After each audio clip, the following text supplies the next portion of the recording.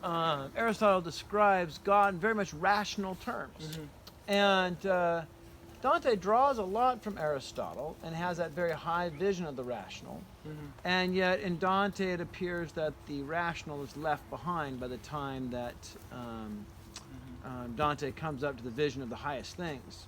And so you almost wonder if Dante would say God is love, loving love. Yeah. And so would you say that there's kind of like a fundamental divide between Dante and Aristotle there? Is there sort of reconciliation of the passionate and the rational? Or just kind of like a necessary subordination of one or the other? God does not seem to throw out thinking. Dante doesn't throw out thinking in God. God is a thought. He's the thought of there. Dante's trying to think of God, but he can't think of God. That's the highest thing. But what is thrown out is the rationality, which that's something that's different entirely, because I think there is a disconnect there between Dante and those who prefer rationality over emotion, because I don't think Dante is really completely throwing out rationality, but rather he's reconciling rationality and emotion into what they really truly should be.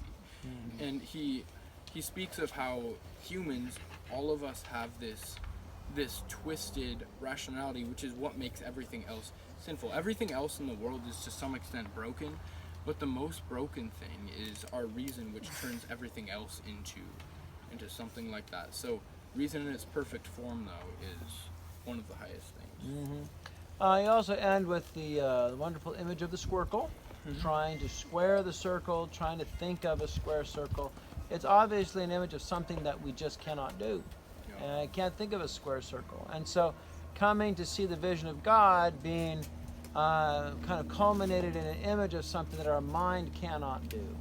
And if you think of God as ultimately being a being that cannot be subsumed by our own mind, cannot be fully grasped by our own mind, what then is the purpose of using the mind to try to understand God? And all the, the refinements of theology, all the talking that we do, the debating, and all the sort of mental gyrations that go on in understanding God, do you kind of have to see that as ultimately fruitless, or?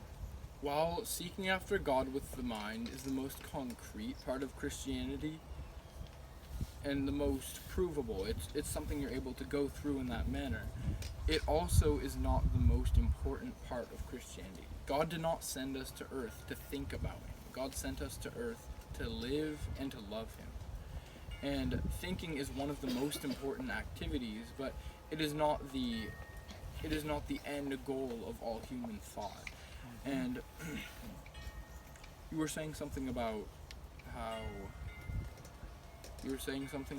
God. Could you repeat the question? I think I just came up with the phrase that Dante would see, in comparison to Aristotle, Dante would see as God would be love, loving love.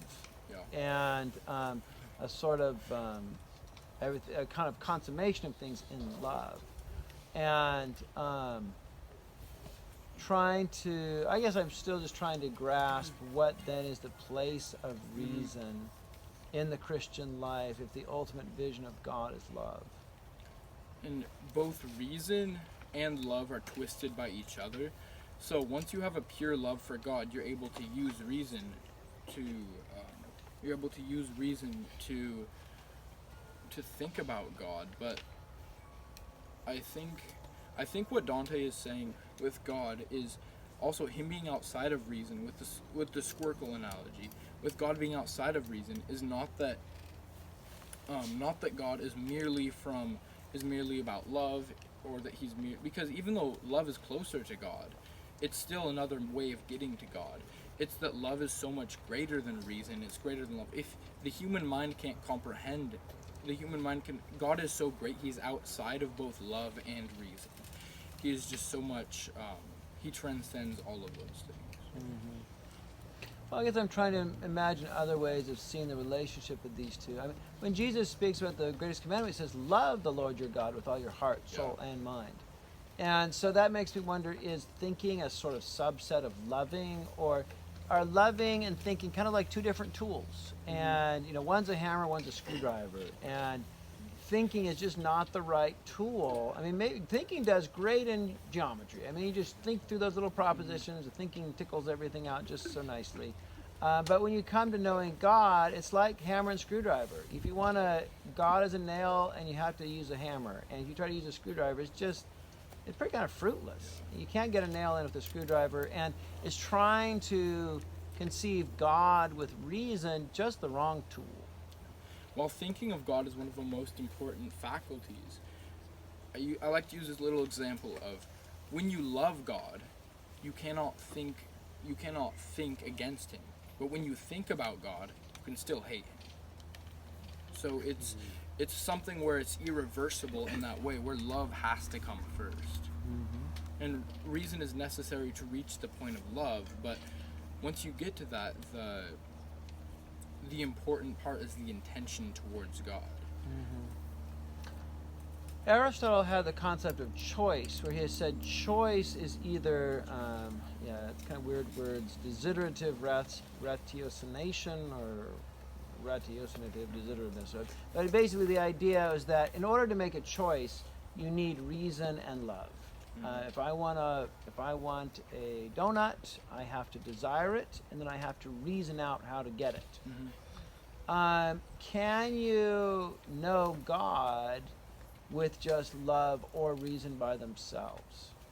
That's incomplete, because there are even the most you can take the example of a really small child who has very little reason.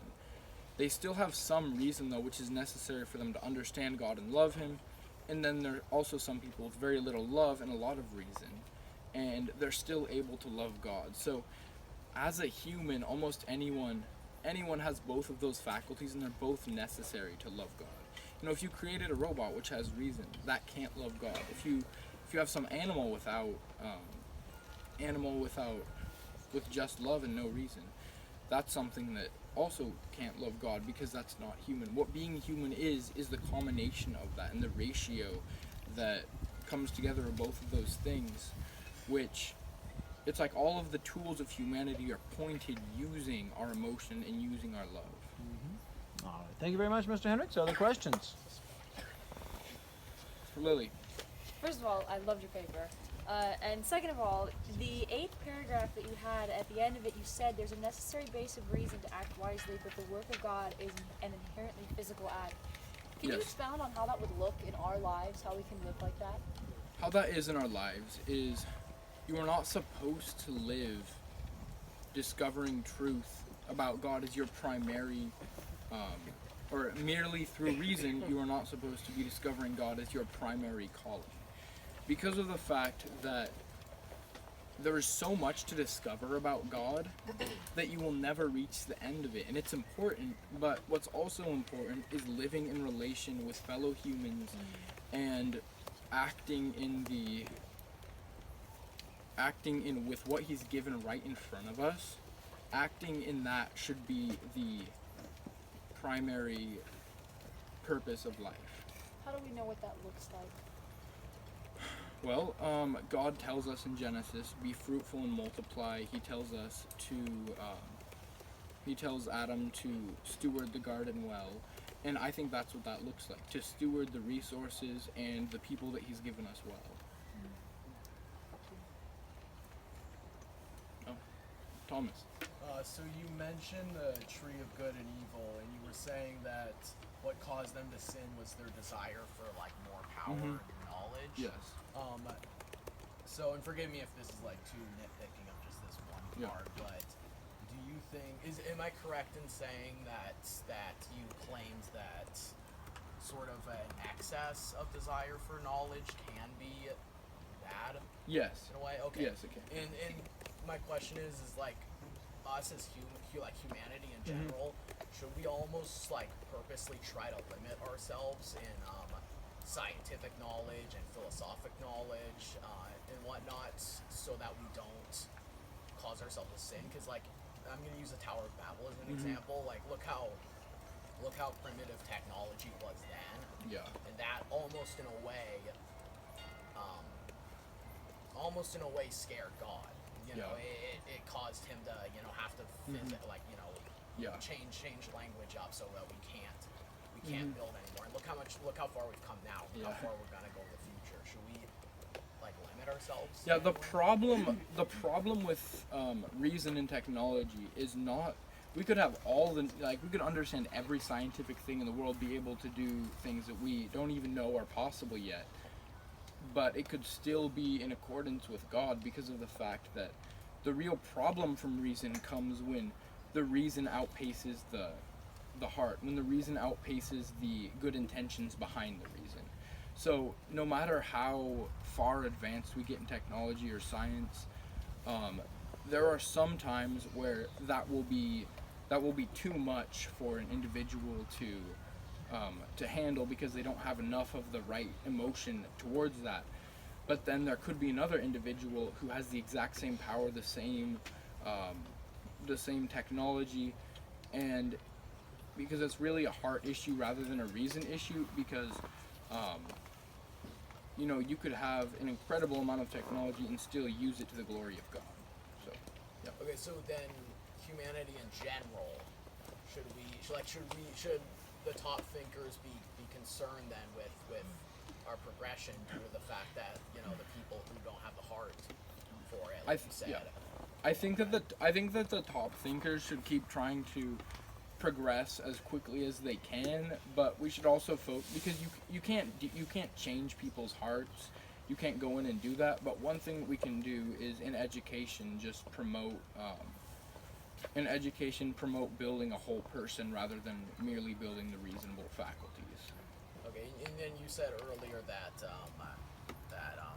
let's see, you said that we like it could be excessive knowledge could be bad if we don't have the correct attitude towards it, and I would assume you would say not the correct love for God. If there's a lack of love for God. Do you see that happening today, and do you think that's a problem going forward? Yeah, I see a little bit of that happening with lots of companies that have a lot of control over people's information, governments that have a lot of control. Any amount of power like that, I don't think that having that power is wrong. I just think it's wrong when people they have too much of that being focused in the wrong direction. So, yeah. All right. Heather. I really liked your paper. It was very enjoyable to listen to.